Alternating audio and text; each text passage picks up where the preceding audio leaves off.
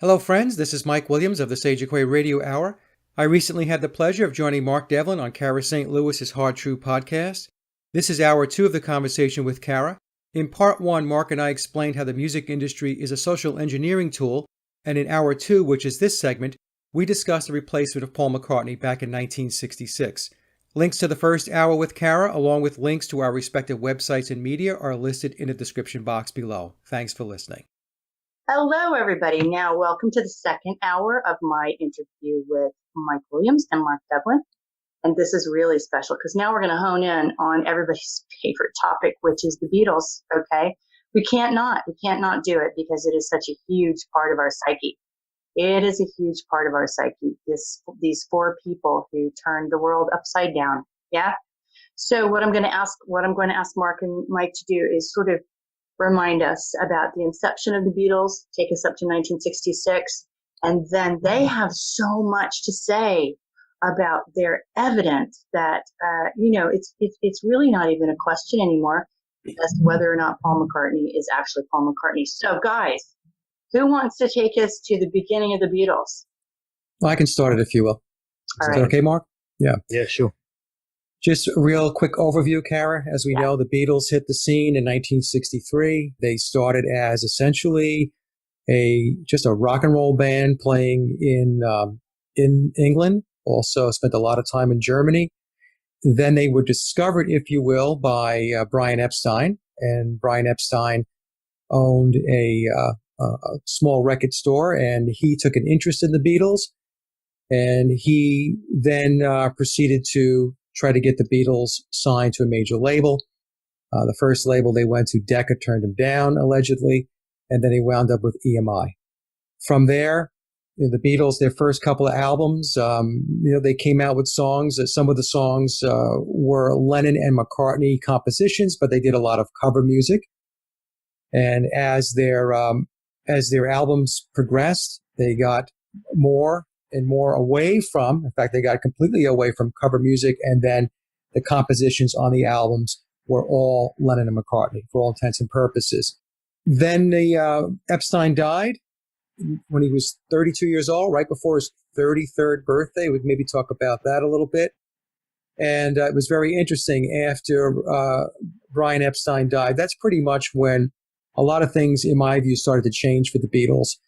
And of course, then the whole Paul is dead conspiracy kicked in, where the biological Paul McCartney, allegedly died based upon researchers that are looking into this. In 1966, the dates vary. Some will say September 11th, 1966. Some will say November 11th. And then we have some researchers that will say that the date was even prior to September, that they believe it might have been August. And then when that happened, after the Revolver album, Sgt. Pepper was released, and then we got a completely new view of the Beatles, optically, the way they looked, the visual aspects of it, and also the music. It was really now an introduction into the psychedelic era. And then, of course, the Beatles broke up. The last album to be released was Let It Be, during the Let It Be sessions, and that was released in 1970. So from the standpoint of the Beatles, their tenure on a timeline, we can say from 1963 to 1970. So it was only 7 years. Right. So in that 7 years, if we take a look at what the Beatles, what their influence was on a societal level, on a cultural level, it was absolutely stunning when we think about it. So McCartney, or the person playing Paul McCartney, played a big part in The Summer of Love, in the Monterey concert. That involved the CIA for sure. And it was really the introduction of LSD at that point. And he played a part in that, according to the book, The Memoirs of Billy Shears. And we can get into that a little bit so people can understand what that book is about. But the point being is that at the end of the day, the Beatles were a huge influence on society, the way people dress, the way people look, the advent of people picking up a guitar and wanting to be in a band, wanting to be a rock star, wanting to be like the Beatles, and so on. And if you take a look today at many of the bands that are in place, they will tell you that a major influence was the Beatles. Many, many bands will still say this, and for all intents and purposes, the Beatles haven't been around in 47 years, since 1970, yet their influence still runs very, very high.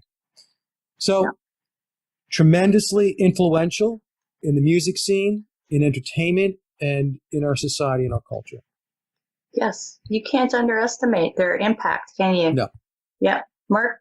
Well, yeah, let me just add to that by referring back to my earlier comment about how cultural creation gets done and how lifetime actors are used. And a lifetime actor, by the way, it's a phrase that was coined by the author and researcher Joseph Atwill, who wrote the book Caesar's Messiah and many others. And it was invented to convey the idea of somebody that is put out there in the public eye, and they're given a profile and they're thought of as one thing, whether it's a rock star, whether it's a Hollywood actor or a television presenter or a sports star or a politician, anyone that everyone has heard of that has become a household name. But when you do the digging into their background and their affiliations and their associations, you come to discover that they're actually playing a role, this lifetime actor role, and they're put out there to, again, change culture, change societal values. That's what a lifetime actor is. So when I first started looking into all this stuff and this whole subject area, I came to understand that any fad, any trend, any movement which affects the perceptions and the belief systems and the consciousness of large numbers of people has been placed there on purpose, because these things don't happen by accident. So when you look at the cultural impact that the Beatles had and the billions of people around the world that have become familiar with their music and have become fans of everything that they've stood for, there's no way that would have been allowed to have progressed organically and to have just evolved by itself. They have to have been the creation of these agencies that make all this stuff happen. Right. And the same thing can be said of the Rolling Stones, who of course were the Beatles' main rivals, and they were pitted as the kind of antithesis to the Beatles. So when the Beatles first came out, as Mike said, they were very clean cut, they were very kind of full of wholesome values, and they were a nice kind of group that your mum would like and your auntie would like. This is before the big switch in their music around about 1966, when everything went psychedelic and a bit weird and a bit experimental. But when they first came out, that's what they were all about. Whereas the Rolling Stones were always marketed as a rougher, edgier version of the Beatles. So if the Beatles were a bit too squeaky clean for you, then you had the Rolling Stones. But the point is, both these groups were created, both these groups were controlled, and in actual fact, they were all good friends. So the Beatles used to hang out with the Rolling Stones. They would go to each other's houses and do drugs together.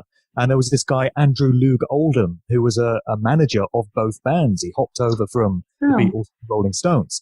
So they weren't really rivals at all. They were working for the same side, as were many other groups at that time. And it just would not have been left to chance that they became the massive phenomenon that they did.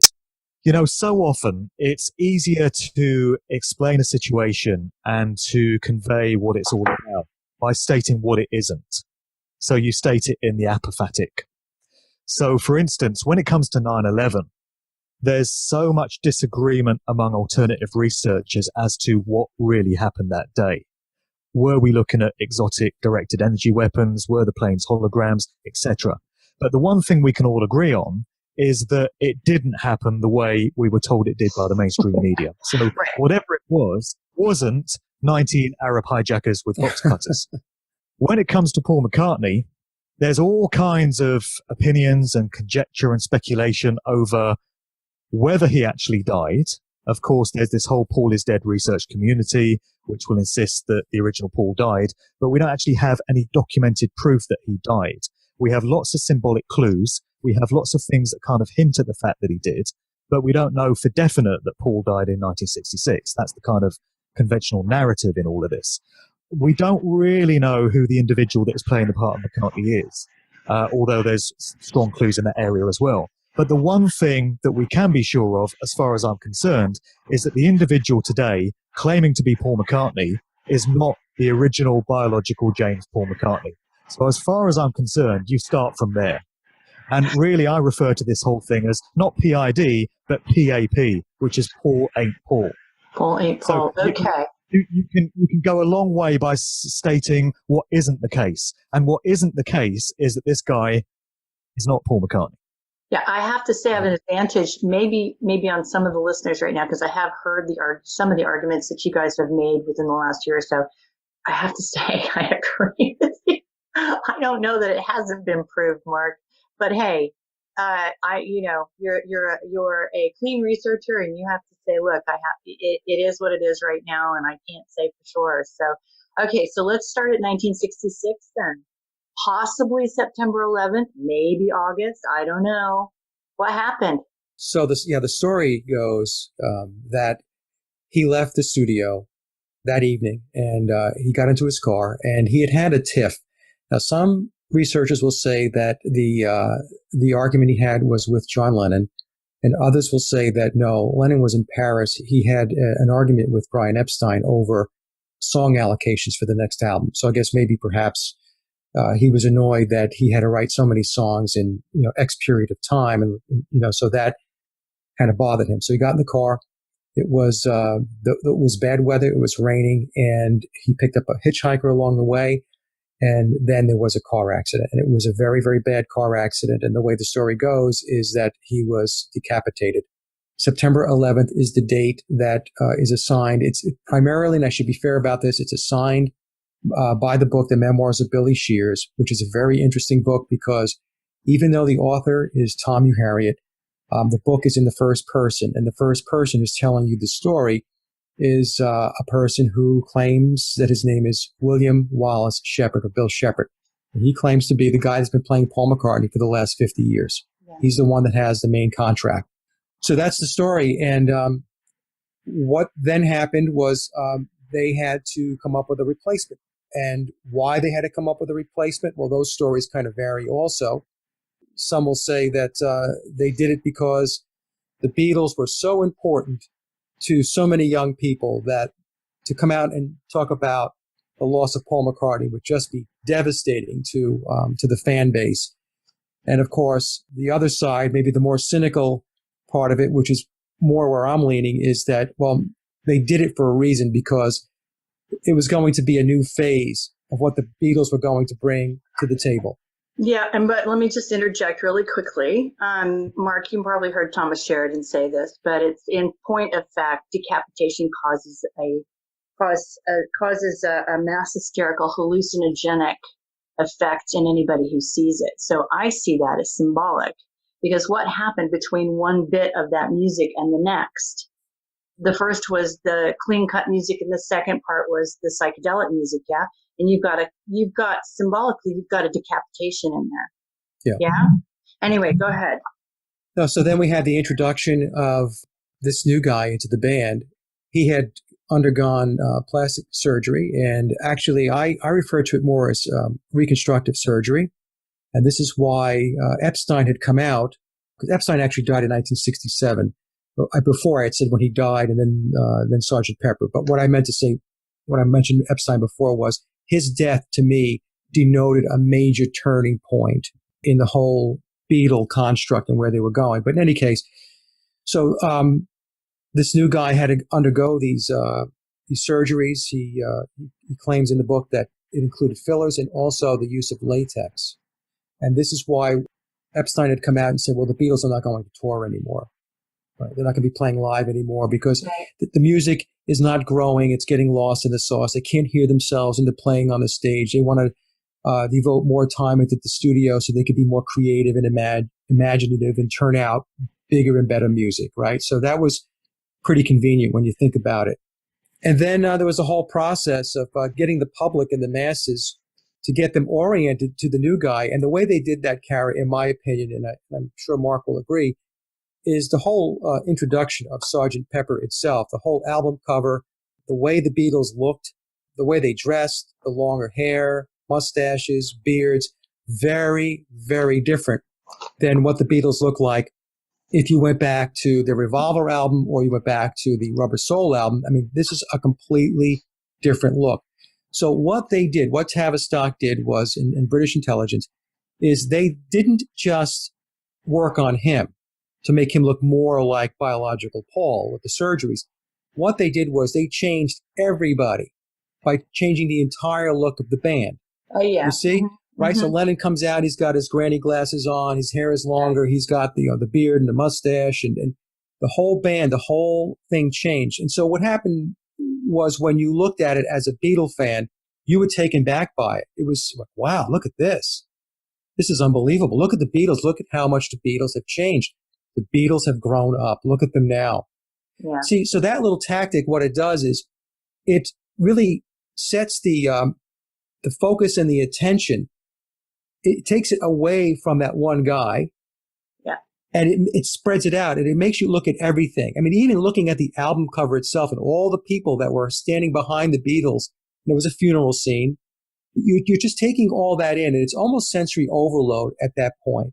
You see? Right. And you're thinking, well, John looks different. Yeah, that's Ringo, but look at the way Ringo looks, and George. And so when you look at Paul and you think to yourself, well, wow, he looks different too, but so does everything else. Mm-hmm. Right? And that was, in my view, a way for them to get over that hurdle. Yeah. And once they realized that they were able to get over that hurdle, then it was just full steam ahead. Now, had they just been to India, or was that later? That was later. That was later. Okay. So this is a good place, though, Mark and Mike, to interject what Mark's point was about this magician that we were just talking about and his experiments, and how much do people actually notice? Do you remember? Can you use that analogy for me here on this in this bit? This ties in with what Mike was just saying about the changing appearance of the Beatles on the Sgt. Pepper album, because I think to a certain extent, the human mind fills in blanks where it finds them. I know a psychologist or an anthropologist could explain it better, but people were so used to seeing the four Beatles together that when you see John, George, and Ringo, your mind automatically expects to see Paul right there in the fourth place. And it's not really going to scrutinize his features too much when it just expects to see Paul there. It's going to go, oh, there's Paul. So I think this is how they were able to get it past so many people in those early days, because nobody was expecting this switch, this psyop to be foisted on them. Right. But this does tie into this sequence from the illusionist Darren Brown, which appeared on his Channel 4 TV show a few years ago. And I've mentioned this in some of my public talks to help make the point about the replacement of Paul. So he's doing this experiment, and he's out in the street in London, and he's stopping passers-by. He's got a big map of London with him. He's stopping passers-by and asking them if they can give him directions to this particular address. So he starts off with this girl, and he says, oh, excuse me, I'm trying to find this address. And she starts looking at the map, and she's saying, oh, you go here and you turn left here. And while she's chatting to him, he's got a couple of accomplices who are carrying a great big painting. They're coming out of this building. And they come between the two of them. They say, excuse me, coming through. And while the girl's not looking, Darren Brown very niftily jumps behind the painting, and he swaps places with one of the guys that was carrying it. And one of the guys that was carrying it has a map, identical to Darren Brown's map, and he then jumps into his place. And when the girl looks up from her map, she hasn't noticed that it's no longer Darren Brown that she's talking to, but a different guy altogether. And he tries this same trick with 2 or 3 other people. And in each case, he swaps with somebody that looks less and less like him, to the point that the last time he does it, he swaps with a woman. And the person that he's speaking to for the directions looks up and doesn't twig that they're now speaking to a woman, whereas before they were speaking to a man. And there's a couple of very interesting things that he says at the end of this sequence. He says, first of all, one of the addresses that he's asking for directions to is St. Paul's Cathedral. Mm-hmm. Could that be a little clue? And the other thing that he says is, I'm sure that wouldn't have worked so well if I was, for instance, a world-famous rock star. And this, to me, hints at some kind of inside knowledge on the part of Darren Brown as to the switch that took place with McCartney. And it wouldn't surprise me at all if Darren Brown is working for MI6, purely because of his prominent role out there in culture and the fact that he's a mind control expert and he's an occultist and he's right there in the public eye. I think he's doing a work behind the scenes. But that, to me, was a very revealing sketch on his show. Very revealing about people and how they operate. Exactly. And I think it's important that we know that. And I think one of the guys he switched with was a black man. I believe it was, yeah. For God's sake. And the person had just, she didn't snap that. Anyway, The person is expecting to see the same guy there that she started talking to. Why would she expect any different? Mm-hmm. So for Beatles fans in the 1960s, why would they expect anything other than Paul standing there with the others? It wasn't until some years later that this whole theory gained a lot of prominence. Well, first of all, it was 1969, 2 years on from Sgt. Pepper. But it's only in relatively recent times that large numbers of us are now looking into this whole McCartney replacement thing. Before we launch into this book, and I really do want to launch into this book because it sounds amazing, and you got so much material to discuss from both of you having read it and analyzed it and thought about it. Do you know the game that people have been playing for decades now? Which is your favorite Beatle? And each one of those Beatles represents a different part of the human being. Yeah? Ringo's the body. George is the soul. Paul is the heart. John is the mind or the brain. Yes? What does knowing that Paul McCartney isn't Paul? I mean, how does this, isn't that an interesting game that we play with them, right? And B, what does this mean? What does this do to that kind of a game? What does this mean? Is the heart I mean, do you know what I mean? Do you want to think about that? That's kind of a loaded, tricky question to put out there. But I mean, it really, to me, I thought, well, what does it do to that kind of thinking about this group? Well, I don't think it does too much for most people because many people do not believe that he was replaced, right? So they still carry on. What does it do if you're a Mason, though, in charge of the project? What does it say? Do you know what I mean? If you remove the heart, is the heart false? I don't know. I don't know what that means from a Masonic perspective. I can tell you, though, that going back to the numbers for a second, that McCartney and Shepherd are all about the number 6. So the number 6, in the way the Masons use the number 6 from a magic perspective, it has to do with fooling, tricking, or deceiving. It's hexcraft, right? So the whole McCartney thing, it's all about the 6s. And I know that we don't have enough time to ever get into that in this show, but I just want to let the audience know, just trust me that, they're into this magic and they're into their numbers. They're using the number 6, they're using the number 66, and they're using the number 666 all around the Beatles and specifically around the character of Paul McCartney. Right. Okay. So what are they doing with that? Well, what they're doing with it is they're using their hexcraft or their magic in order to enchant. And what do you mean, Mike? They're enchanting. What they're doing is they're steering the consciousness. They're steering the path of the minds of the population down a certain path in a certain direction. This is what they do. I mean, all this social engineering is all about taking the mass consciousness and walking them down a road you want them to walk down. Right. Steering. And this is what they did with the Beatles. And the main cog in that wheel was Paul McCartney. We'll call him Billy Shears, I guess, for lack of what his real surname is.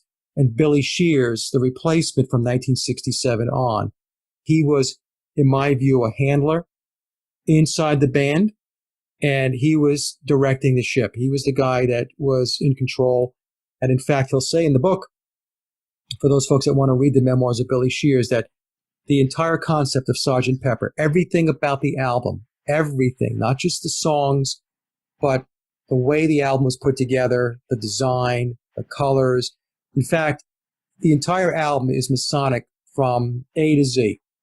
It was all him. Right. It was all him. Yeah. Right. Okay. So yeah, that's the name of the book. It's Memoirs of Billy Shears. Yes. The Memoirs of Billy Shears. Yeah. The Memoirs of Billy Shears. And if you have seen Sgt. Pepper at all, you know that they introduced Billy Shears in a big musical way. They just flat out say it, introducing Billy Shears. So, right, the second song, right, with a little help from my friends. Exactly. Yeah. So the questions that I have, as you guys are kind of walking us through what you think we need to know about this book and the timeline that's put out in this book, are what came to me was, why do you think so many of the other bands feel the need to confess that Paul is dead in their music? Why do you think they all sort of added bits to try to give the game away. Why did everybody have to do that? Number one, okay. And also, many of us, like me, don't, and I'm not immersed in this investigation. It's like you guys are. There was Billy Shepherd. I know you're going to talk about who that ends up being.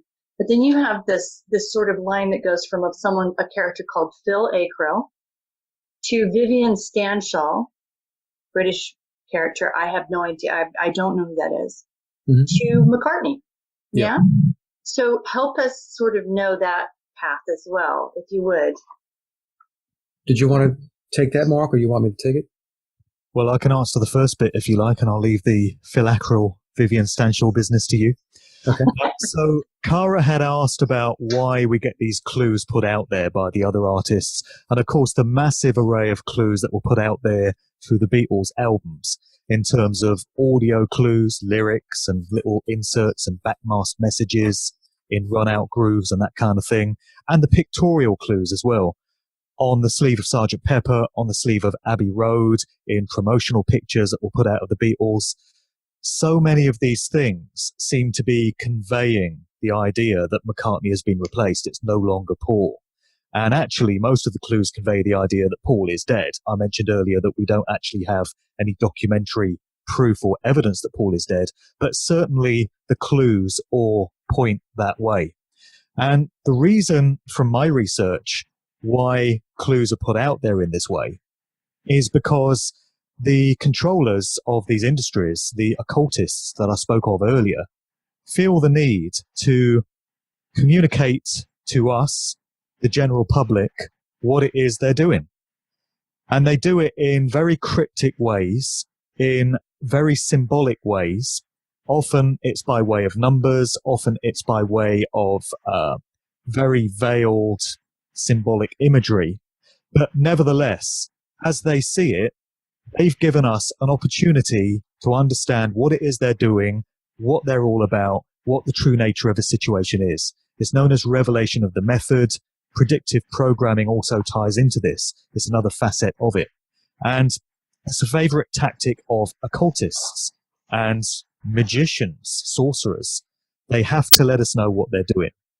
If we're too profane or too ignorant or too uninformed to fully understand what they're trying to convey to us, as far as they're concerned, they're off the hook. It's of no consequence that we don't properly understand it. They've done their bit by giving us the opportunity. Now the emphasis is on us. And if we don't act on it or voice any kind of objection or react in any kind of objective way, they see that as a green light for them to go right ahead and do what they were doing without bringing upon themselves the karmic consequences that would ordinarily ensue. As I've said many times before, it's a very sick and twisted way of interpreting how reality works, how free will works. And I would suggest that they've got it very, very flawed. But that, I think, is the mindset of this occult class of elite practitioners that we have. That's why we get all these clues. That's why it was so important for them to place all these indicators in the works of the Beatles, suggesting that Paul is no longer Paul, or I would say telling us that Paul is no longer Paul. That's why I think that whole thing gets done. Okay, I hadn't thought about that. That's just implied consent, absolutely. Okay. It's the hijacking of consent as well. That's what they're doing. They're hijacking our consent. But of course, most people, because they never look into this stuff in any substantial way, have no idea that's what's going on. Okay. So within the context of what we're going to talk about with the book, especially, I personally anyway, need to be sort of walked through these characters a little bit. Yeah, I think, Cara, also the reason why there's the clues in the songs is that there's a ritual aspect to it also. So as they do this, as they put the clues in the songs, it's ritualistic. So it continues and carries on their magic. So, I mean, that's another piece of it that I believe was why they do what they do. Now, if we talk about Shepherd as an example, we'll call him Billy Shears or Bill Shepherd. He was a session musician going back into the very early 1960s. And in the book, The Memoirs of Billy Shears, he states that his name is William Wallace Shepherd, or Bill Shepherd or William Shepherd. He has several aliases. He's known as Billy Shears, which is the name he used as an alias on Sgt. Pepper. Billy Shepherd. He was Vivian Stanshall of the Bonzo Dog Doodah Band. He was in that band with Neil Innes, who was really one of the main players with the Ruddles, which was a parody band of the Beatles. So just keep that in mind. He was known as Billy Pepper, did a bunch of Mercy Beat albums back in the early days when the Beatles were when they first hit the world stage. So he was doing Mercy Beat albums were essentially knockoff albums where these record labels were trying to they would try to capitalize on the Beatles' fame. So they'd have these bands that, kind of looked like the Beatles and they would sing Beatle music or Beatle-like music. So he was doing that. He was also Phil Ackrell of the Diplomats. And the interesting thing about the Diplomats, which goes back to the early 1960s, he was in that band with Denny Lane. And of course, who was in Wings when he formed Wings? It was his buddy Denny. Familiar. Yeah. It's his buddy Denny Lane. Yeah. So they were all in the same club. So the thing with Bill Shepherd is that he takes on many different characters, and he's a very skilled musician. He's formally trained. He can read, write, and score music. Whereas we were told that the Beatles couldn't read music. We were always told that, but Bill Shepherd can read, write, and score music. He's Scottish. He's a direct descendant of William Wallace. That's the character that Mel Gibson played in Braveheart. So he has blue blood, and he's a very high-ranking Mason today. In fact, he was a Freemason when he replaced biological Paul back in 1966. And today, I highly suspect that he is in the illuminated degrees of Masonry, which means that he's above the 33rd degree. He has a very deep understanding of the occult and the esoteric. He's 5 years older than biological Paul. He was born in 1937, whereas Paul was born in 1942. And the most interesting thing about this whole aspect of the memoirs of Billy Shears is that he claims that biological Paul McCartney, the real Paul McCartney, works through him from the other side.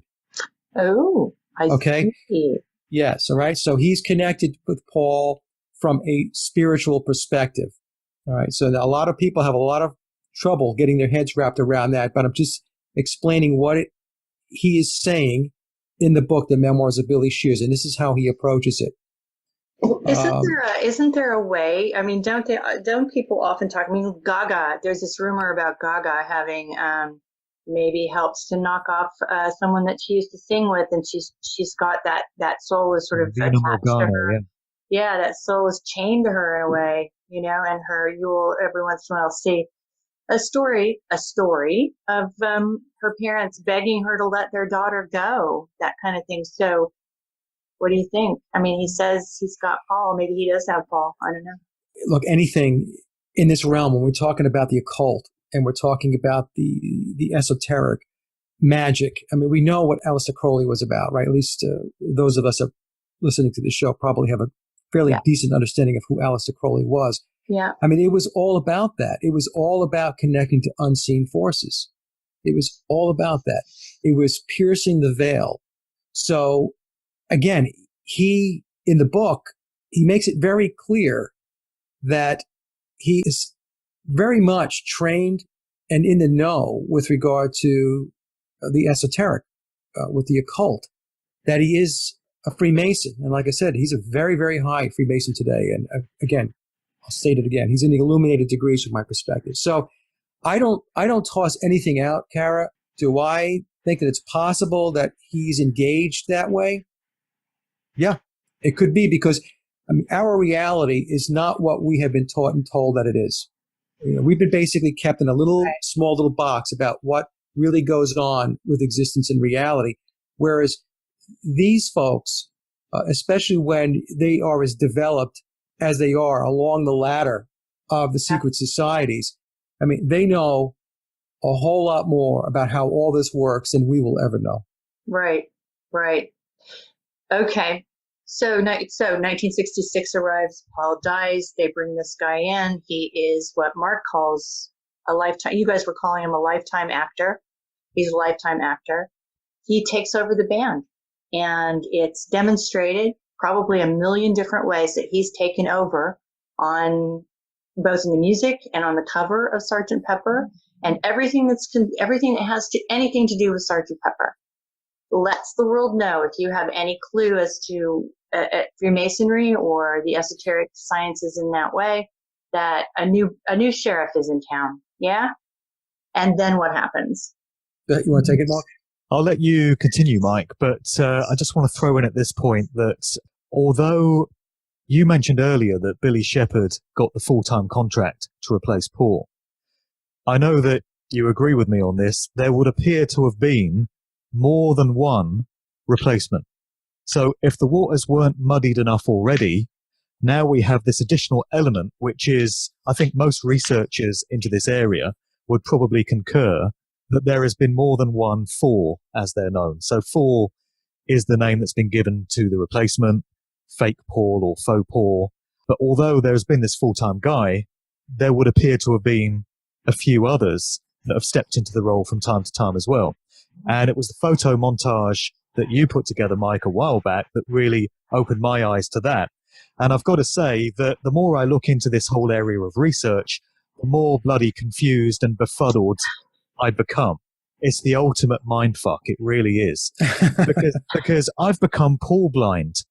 So I now look at lots and lots of pictures of McCartney, and I can no longer tell whether it's biological Paul, full-time replacement Four, or one of the part-time Four. It completely blows my mind. So I thought I would throw that into the mix, because anyone that thinks this is a clear-cut, easy-to-understand area of research, you really have no clue how deep this rabbit hole goes.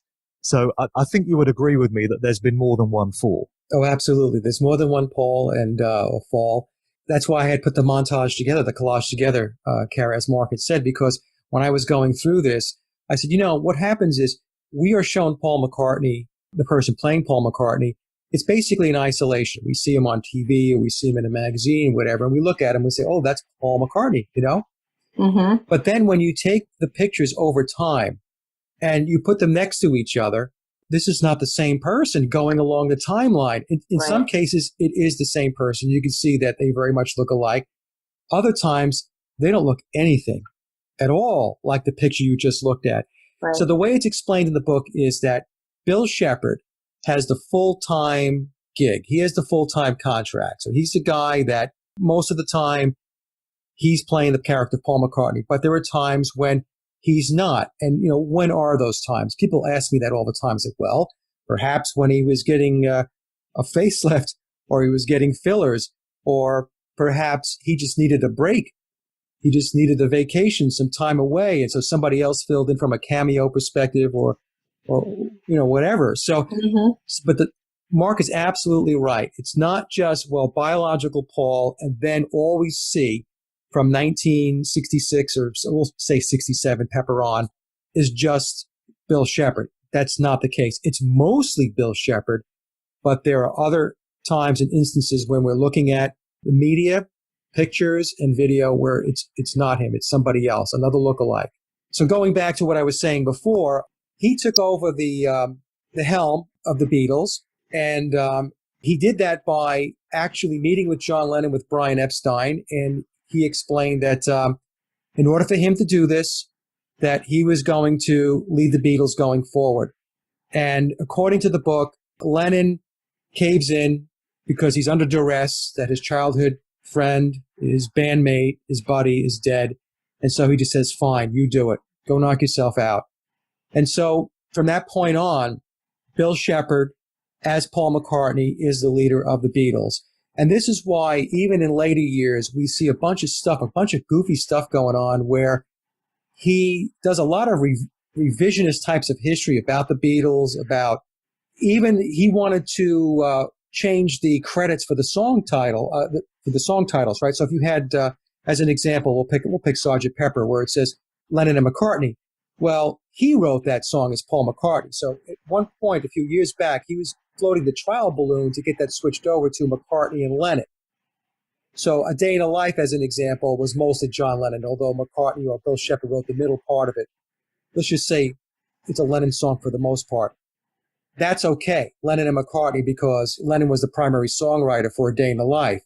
But anything else, like Let It Be, which was credited as a Paul McCartney song, he wanted to say McCartney and Lennon. So he was doing things like this. So what he was doing, in my view, was he was trying to put in his mind, the proper light on who did what. And this whole thing where it was a joint ventureship, and it was this the story that we've all been sold on over the years, that it was John Lennon and Paul McCartney and John Lennon, it was 50-50 and so on. That ended in 1967 with the release of Sgt. Pepper. It was no longer that. Yeah.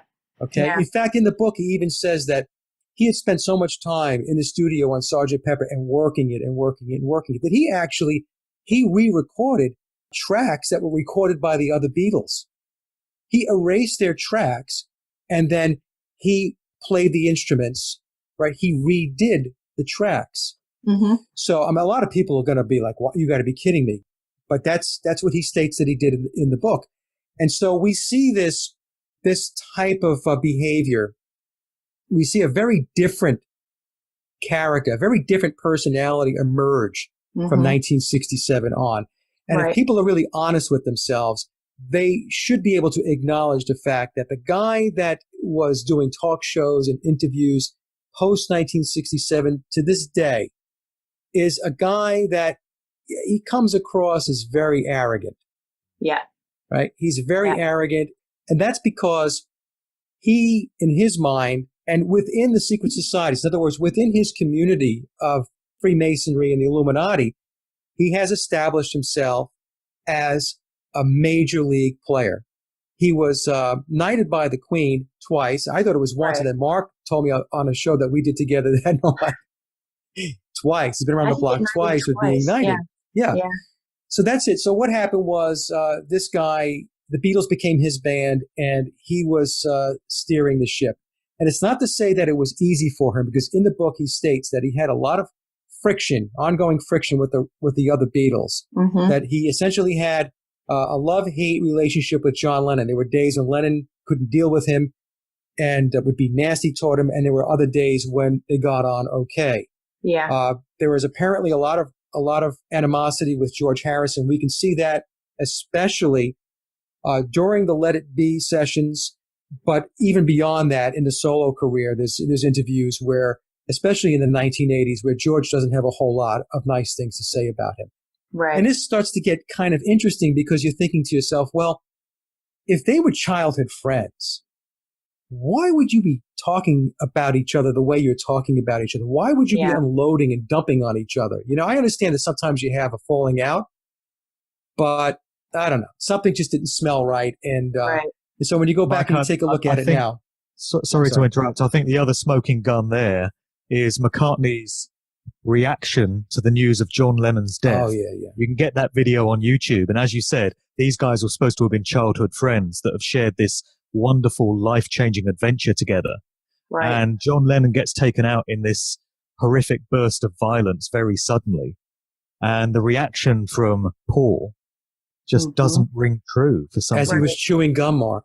Yeah. Right. He says it's a drag. It's a drag. Oh. And also there's video footage of McCartney, got to put the commas in there, speaking to reporters upon the news of George Harrison's death as well. I think he comes up a country lane in his Range Rover and gets out and speaks to these reporters. And again, looking at that footage, which anyone can get on YouTube, it doesn't ring true to me as an authentic reaction from somebody that has been through this amazing history as part of this group. In fact, he had like 2 or 3 interviews after that where he tried to put himself in a better light, because he knew when he got interviewed coming out of, I guess, a hotel or some building, that was such a poor performance. Yeah. That later on he went on other shows and he was, throwing softball questions about, how did you really feel when John was assassinated? And then he went into this whole other, kind of persona about how much it was just troubling him, and it was just so destructive to him personally and all that stuff. So yeah, it's really weird. Yeah. Hey, how about this David Blaine event? You're familiar with that, right? No. I'm familiar with it. Yeah, tell the story, Mark. This David Blaine event in London, Cara, I don't know if you know this one, but this was going back to early 2000s, I think, like 2001, 2002, something like that. Mm-hmm. David Blaine was over in the UK. He was doing this endurance stunt where he was being suspended in this glass cube over the River Thames. Okay. And there was this big crowd that had gathered beneath him. And a bunch of reporters suddenly realized that in among the crowd was Paul McCartney. Wow. Who'd come for a night out. And so they approached him to try and get some quotes from him. And they said he appeared drunk and he was very aggressive towards the reporters. And they said, what are you doing here? And he's quoted as having said, I've come out to see this stupid C word, referring to Blaine. And he then got into an altercation with a reporter that tried to take his photograph, and he's said to have started shoving him around. And he then started swearing at everyone in sight, fired his driver on the spot, and then sort of stormed off in a huff. And I think what we were seeing there was a little bit of the true nature of this individual, who was probably sick and tired of having to keep up the pretense of being Paul McCartney, the nice guy, all of this stuff, And it was just a little bit of his narcissistic, arrogant, sociopathic nature bleeding through. Maybe he'd had a drink and he was off his guard, but I think that event was quite telling. I think so too. And I do, all through the narratives that I've heard from you guys about this, I think about the bifurcation of everybody in his life, his children. How did they're just basically already set up to dissociate, aren't they? Living that kind of a lie all the time. Do you know what I mean? It's a very Illuminati, kind of setup that they're already, or that they're born into this thing that they can't, that's an absolute illusion, that there's a crack between reality and public persona. I don't know. Anyway, it's an interesting thing to think about, this having to live with that kind of thing. And I think even the most dedicated psychopath might have a problem after a while. This is the kind of thing that you're evidencing here with Paul firing his driver. Well, I think that's why that's why I think the book was written. And it's because, how could you go all this time? I don't care what the benefits are, the material wealth and everything else. You still have this ego, right? And you have written all the songs since 1967, and everybody thinks that a guy that was replaced or died wrote the songs, right? Mm-hmm. And so after a while, you start thinking to yourself, well, okay, I'm 80 years old. That's how old he is today. He's 5 years old in biological, Paul. So you're 80 years old, and you don't have a lot of runway left. And you're thinking to yourself, well, who the hell's going to know who Bill Shepherd is? Yeah. Everybody thinks that Paul McCartney wrote all those songs from 1967 on. Everybody thinks that Paul McCartney wrote Band on the Run, Jet, all those songs, Live and Let Die. Mm-hmm. Right. So it's catching up with him. His conscious is catching up with him. Now, I just want to mention one thing, one clue that I'd like to offer up. Cara, I actually watched a video on this. I don't remember who the person was, the YouTube channel, but it was a great analysis. Take a look at Paul McCartney playing bass prior to 1966. Okay. He never, ever looks at the fingerboard when he's playing bass. Oh. Ever. Yeah. Maybe once in a while he might glance down a little bit, but he was so good and he just knew his bass so well. He never had to look down and look at his fingers. Look at Paul McCartney when he plays live, or Bill Shepherd playing Paul McCartney. Yeah. When he plays live now, take a look. He always looks at his hands. He's always looking at his hands. Yes. So he may look up a little bit to sing, but then he looks down. And he looks up to sing, and then he looks down. So I can tell you as a musician, when I play guitar, I've been playing guitar a long time. I don't spend my time looking down at my hands because I know where I'm at on the fretboard. Right. Occasionally you might look down, right? But for the most part, you don't have to do that. Here we have a situation where we had a musician that didn't look down at his hands on his fingerboard on his guitar. And now what happened? He regressed? Yeah, exactly. Exactly. How can that be, right? So I would ask folks to take a look at that, because to me, that is a very, very important piece to the puzzle. Very important, especially those folks who are musicians. Take a look at that, do that analysis. And I think that you'll see the same things that I saw when I watched that guy's YouTube clip. Now, can I ask you guys, because right now what we're talking about is what this guy, his state of being on the planet right now after living alive for 50 years and, and being perhaps extraordinarily talented as Billy Shears, but no one's ever going to know that. I mean, this is like a lifetime denied. This is it's an interesting esoteric crime in many, many, many ways, not just against Paul McCartney, but it's a self-inflicted esoteric crime as well against that Billy Shears inflicted on himself by denying his own incarnation in a way. Okay, but what I was thinking was, I never had the sense, even if all the Illuminati and clued up types did, that Paul McCartney was the leader of the Beatles. I think the world thought that John Lennon was the leader of that band and never stopped thinking that.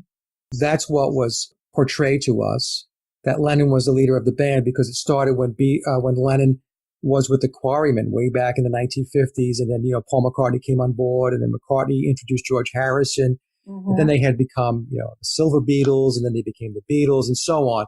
But that is for public consumption. That's a story that's sold for public consumption. Inside, what was really going on was the guy that was really at the helm was Bill Shepherd, playing the part of Paul McCartney. He was a handler. That's how I look at it.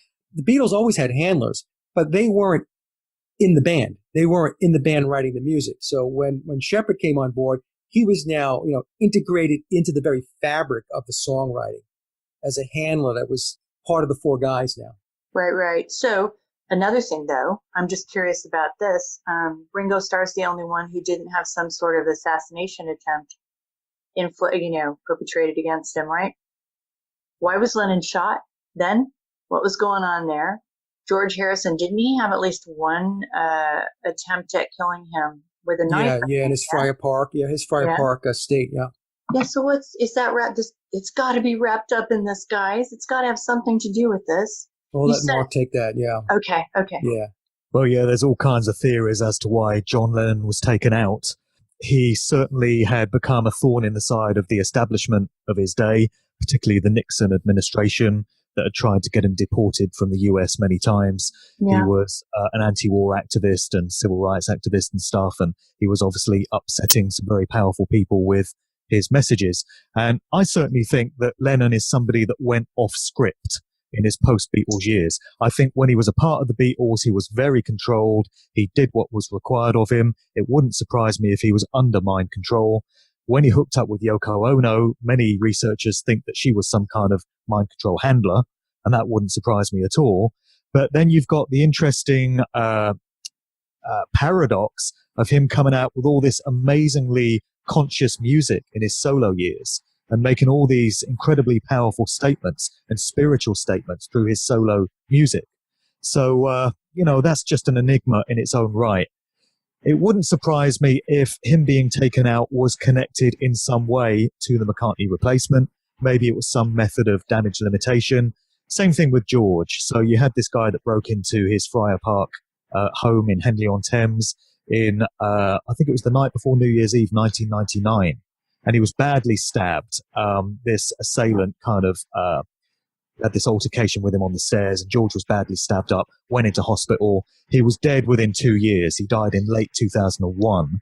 And it was pretty much that attack that killed him. He succumbed to cancer, but, he was a goner from that point on. So again, it wouldn't surprise me if that attack was intended to take him out in 1999, and it may well have been connected to knowledge of the McCartney affair. Ringo, I think Ringo is somebody that has played the game, that knows how to keep his head down. And certainly in more recent years, you've seen this apparent strong friendship between McCartney and Ringo. So when the 8 Days a Week film came out, the Ron Hardy film recently, you had McCartney and Ringo doing interviews together, reminiscing on the old days. Which is so weird to see them together. Because Paul wasn't there in the early days. He was making it up. About all these Beatles memories, which he doesn't actually have. So that's crazy. And you've got this story that has been floating around for so long now, where Ringo is supposed to have come out and admitted that McCartney was replaced. And I keep seeing that. Yeah, and it's a fake story. Is it a fake story? Through the Hollywood Inquirer. And everyone keeps quoting it as if, oh my God, here's revelation at last from Ringo that this thing took place. And I think that is an exercise in disinformation that was deliberately put out there to make researchers such as us look a bit crazy and a bit stupid when it can be shown to be a hoax story. Right. But there was a genuine interview in 2011 where Ringo spoke to the UK's Daily Mail. And during the course of the interview, he says twice, "I'm the last remaining Beatle." And what a it's strange true. thing to say. If Paul is around, why would Ringo say, "I'm the last remaining Beatle"? So that's a genuine story, which kind of has gone under the radar of most people. Okay, we've only got about 5 minutes, so I'm going to throw in one word. Heather. Heathergate. Heather. No, Heather, the one that was married to... Heather Mills, yeah. Oh, Heather Gate? Is that what you said, Heather Gate? Yeah. Heathergate, yeah. Oh, I didn't realize it had one of those already. Okay, Heather Gate. Let me just say that when this life of mine is over, and the day when I get to leave my body and go wherever it is I'm going next, if I have the opportunity to be omniscient and know everything there is to know, the first question that I will ask is, was Paul replaced and who was he? Because this whole thing perplexes me so much that it's one mystery above all others that I want answered. And if there was one wish that I could have fulfilled in this lifetime, it would be to get hold of Heather Mills's box of evidence. Yeah, the box. That's all I want to say. The black box. I want that box. The box, right? So what's the story, guys? People don't know Heather Gate necessarily. Well, I'll give you my perspective on it real quick. I think there's one of two scenarios with Heather Mills. It's either that she didn't know when she married him, and then she found out. Okay, so that's one scenario. The other scenario is that she did know when they got married, and she used her knowledge or knowing that he was an imposter as leverage against him when the marriage went south. Because there were a lot of stories about them battling all the time. They were fighting all the time. Yeah. So those are the two scenarios. So either way, that whole thing that went down, Heather Mills either did know or eventually found out that he is not Paul McCartney, that she was married to Bill Shepherd. Yeah, and I keep saying, do you think that's what happened? I think, that's probably, I don't know. I think she discovered it wasn't Paul. She married the guy thinking he was. That seems the most plausible scenario to me. Yeah, I don't think he would have married somebody who already was in the know. I mean, if he had married somebody who was already in the know, then she would have been part of the game, and they'd probably still be married. Well, Linda knew. Linda knew. Linda was his handler, yeah? Linda was a handler, was she not? This is what I'm reading. I don't know. I mean, she comes from a very wealthy family, and so the story goes in Nick Collestrom's book that she had said to him, he had taken a fancy to her, and one thing led to another, and she said, "Well, I know who you are, and I know who you are not," because Linda Eastman was taking a lot of photographs of bands and artists and so on. That's what she was doing. So, and the Beatles were in that, they were in that portfolio of pictures that she was taking. So, in my view, he had children with her, 3 kids plus, the oldest that was child was with her. That was right. He adopted, I think. And so, look, you just don't have that kind of life with those, 4 children. I think it's 4 or 5. And your spouse is just unknowing. So she definitely knew. She knew. Now, the one thing I want to say before we wrap it up is that Paul McCartney kind of looks like he's melting right now, doesn't he? Does he not? I mean, it's just kind of too much plastic surgery, I guess, huh? All the stuff all the fillers and everything else now is just, it can't, the skin has lost its elasticity, right? So it's all starting to sag now. And if you take a look at pictures of him today, you take a look at pictures of him when he was Vivian Stanshall, before Viv Stanshall had the surgery actually changed him, he's starting to look more and more like what Bill Shepherd actually looks like. Okay. That's right. All right. So let's make sure we do this. Mike, what do you want them to know about how to get a hold of you, how to see your stuff? All you need to do is go to my hub website. It's Sage of Quay, Quay, sageofquay.com. And from there, you can go to my radio shows, my blog, Twitter, Mixcloud, and all that stuff. So very simple. Yep. One-stop shop. Yep. And you can listen to him talk about guitars, too. If you're into guitars, that's your one-stop shopping for being into guitars. I'll tell you that right now. Okay, Mark, what do you want them to know about you?